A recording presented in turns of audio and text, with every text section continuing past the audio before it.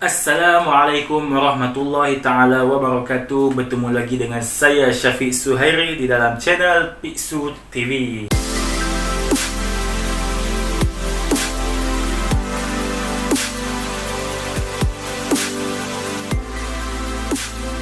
Okey geng, hari ni pada video kali ini aku akan menceritakan sedikit lah ataupun pandangan aku sendirilah tentang line up untuk Malaysia kali ini, pasukan Malaysia kali ini.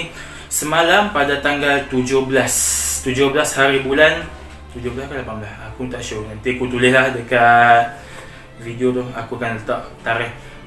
Senang cerita semalam lah, FAM telah membawa keluar ataupun telah mengumumkan senarai 28 pemain ke kem latihan pusat skuad kebangsaan menjelang Piala Suzuki AFF pada tahun 2020. Okey, sebelum tu aku nak cakap sikit apa yang aku beri pandangan ni adalah pandangan peribadi aku sendirilah. Mungkin daripada hampa ada yang tak sokong ataupun tak setuju, dan mungkin ada yang setuju, so terpulang pada hampa. Jadi apa yang aku akan simpulkan pada video kali ini adalah pandangan aku sendirilah. So kita boleh start dululah.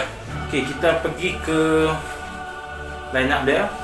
Bila aku tengok line up kali ni, rasa macam wow pun ada, rasa macam pelik sikit pun ada.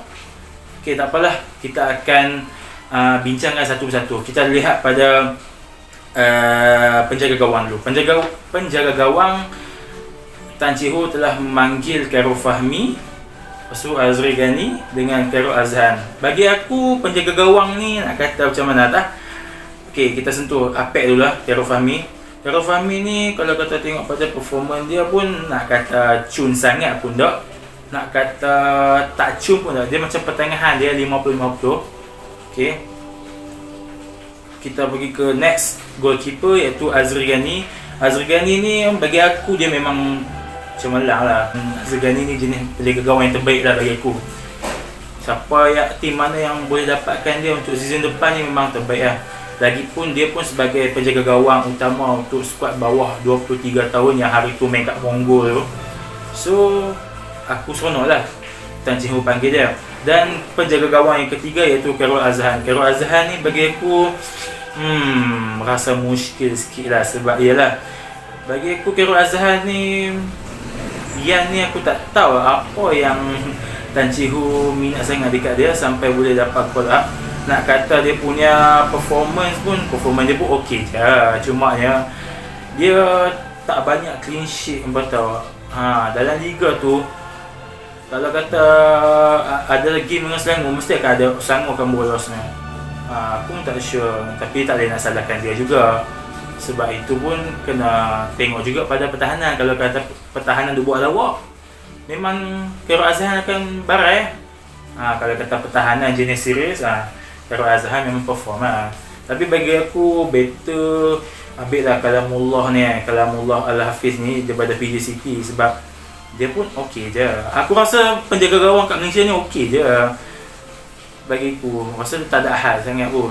Tapi tu lah, dah itu Tan Chee Ho punya keputusan dan dia pun nak jalan je lah. Okey, kita pergi ke barisan pertahanan. Okey, kita tengok barisan pertahanan dia. Ada Aidi Zafwan, Syarul Saad, Junior Elstar, Dominic Tan, Dion Kurs, Riza Ghazali, Arif Farhan, Arif Fazilah, Quentin Cheng dengan kau gila suara ni aku tak sure dia main tengah ke atau dia main center back juga, ataupun dia main bahagian pertahanan.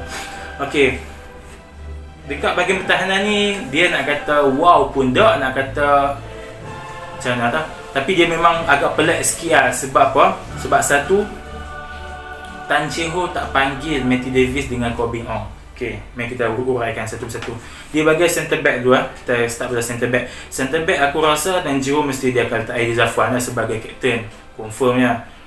Dengan sama ada dia akan pairkan Aidi Zafwan dengan Syarul Saad, ataupun dia akan pairkan dengan Dion Kurs. Dia ikutlah pada taktikal Tan Chee Ho. Aku rasa mereka akan rotate lah apa bahagian center back tu. Bagi center back ni bagi aku rasa tak ada apa sangat. nak dikhawatirkan wah.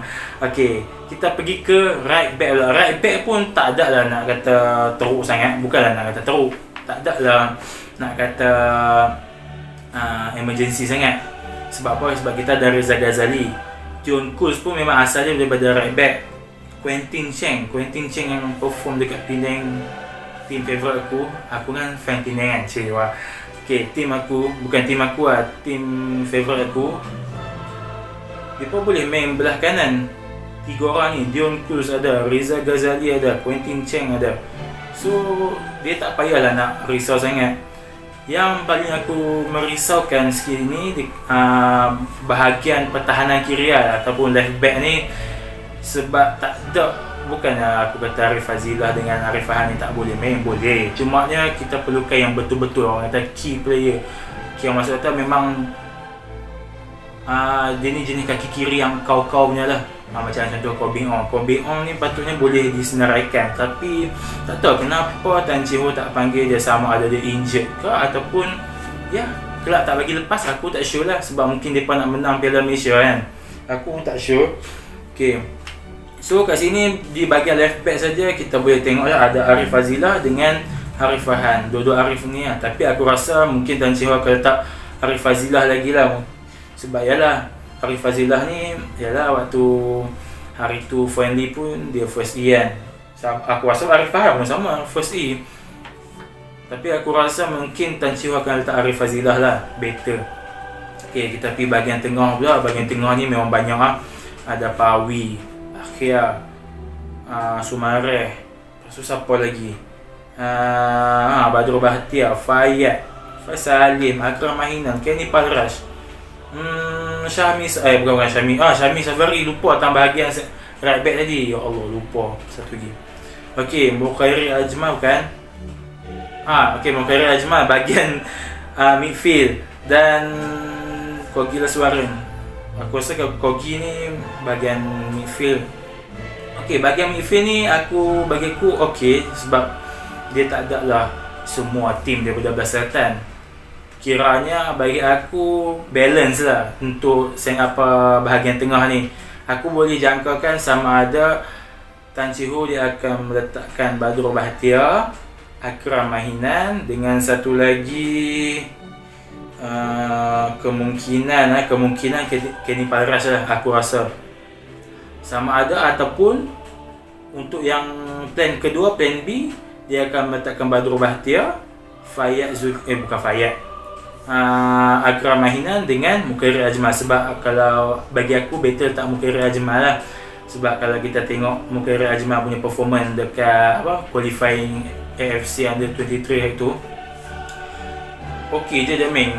Cuma ada ambil rasa lah kan, sebab mungkin nak bagi sesuaikan diri dengan orang kata Padang kan. Waktu tournament tu kan mereka kan, waktu qualifying hari tu kan mereka main Padang tiruan. So dia nampak macam gelabah sikit lah Mukhairi Ajmal. Tapi okey lah, aku nampak lah dia punya impak di atas Padang tu. Tapi kalau ikut pada Tan Chee Ho lah, kalau kata Tan Chee Ho nak guna agak Kenny Palrash, letak je lah, tak kisah pun untuk tournament AFF Suzuki ni. Okey, kita pergi ke striker pula ataupun penyerang. Penyerang kita ada Syafiq Ahmad, Zulhelmi Di Paula, Lukman Hakim, lagi siapa lagi saat aku tengok. Okey, Syarif Fikri dengan Darren Lock. Bagi aku, okey, ini pun aku berpuas hati juga. Cumanya Syarif Fikri ni faham lah, sebab dia kan baru habis injured. Dia kan aku tak ingat ada injured apa, tak ACL ke apa, aku tak sure. Orang Selangor boleh komen kat aku lah, boleh komen kat bawah. Better, aku tak sure lah apa yang ada dalam kepala otak Tan Chee Ho, kenapa dia panggil Syarif Fikri. Mungkin sama ada dah terdesak, tak ada striker sangat, dia pun panggil je lah Syarif Fikri pun. Dan aku seronok apabila Darren Lock dapat kembali dalam orang kata Harimau Malaya ni lah. Sebab last aku tengok dia main untuk Harimau Malaya 2016 aku kalau tak silap, 2016 last aku tengok dia main untuk Malaysia ni. Lepas tu tak ada lah nama dia. Ni dapat balik, kira itu rezeki dia lah. Okay, so aku boleh katakan seimbang lah juga. Cumanya yang kritikalnya sikit tentang bahagian pertahanan tu lah, belah left back tu. Aku tak tahulah apa akan jadi. Mungkin Vietnam memang akan main belah kanan kalau tak silap aku. Sebab hari tu tengok pun aku rasa Vietnam main belah wing. Dia pakai attack belah winger. Lepas tu dia pakai masuk tengah. Macam biasa lah dia punya ni gameplay. So apa yang aku boleh simpulkan dari sini, okey lah, aku berpuas hati lah. Tapi ada setengah orang dia tak berpuas hati dengan list call up untuk kali ini. Tapi tak apalah, kita tengoklah AFF Suzuki ni macam mana. Kalau kata okey, boleh sampai ke separuh akhir tu kira cantik lah, kira tak sia-sia lah Tan Chin Ho panggil. Tapi aku naklah tengok player-player yang jarang dapat minit permainan untuk Harimau Malaya ni dapat main lah. Okay, aku rasa memang Kogi ni confirm payah nak diturunkan. Lepas tu Fayyad ni pun mungkin di akhir-akhir minit permainan. Gitu lah. So untuk expectation aku untuk list macam ni, insyaAllah Malaysia boleh layak lah ke peringkat seterusnya. Kira masuk kita lepas peringkat kumpulan lah. Sebab kumpulan dengan Malaysia ni aku ingat Vietnam, Indo, tu je lah aku ingat. Yang selebihnya aku tak ingat. Tu je. Okay, sekolah daripada aku pun dah tak tahu nak membebel apa ni. So apa yang aku harapkan untuk skuad Harimau Malaya kita yang akan turun pada kejohanan AFF Suzuki ni, aku harap hampa semoga berjaya lah. Kalau mana-mana player yang tengok video aku ni, aku harap hampa semoga berjaya, buat yang terbaik untuk Malaysia. Buat terbaik juga, tunjukkan yang hampa ni bukan cikan punya player lah. Walaupun ada segelintir netizen duk kecam pasal apa tak ambil ni, pasal apa ambil dia ni. Tunjukkanlah yang hampa ni berkualiti untuk negara kita sebagai bola sepak, pemain bola sepak. Cukup lah sekadar itu, aku tak tahu nak membebel apa lagi. Sekian daripada aku, Syafiq Suhairi dalam channel Pixel TV. So mana-mana yang baru singgah ke channel aku ni, mana-mana yang baru tengok channel aku ni, aku nak minta tolong hampa sangat-sangat untuk subscribe channel aku Pixel TV. Yang mana sudah subscribe channel aku nak ucapkan terima kasih banyak-banyak. Syukran kepada hampa. So sekian daripada aku.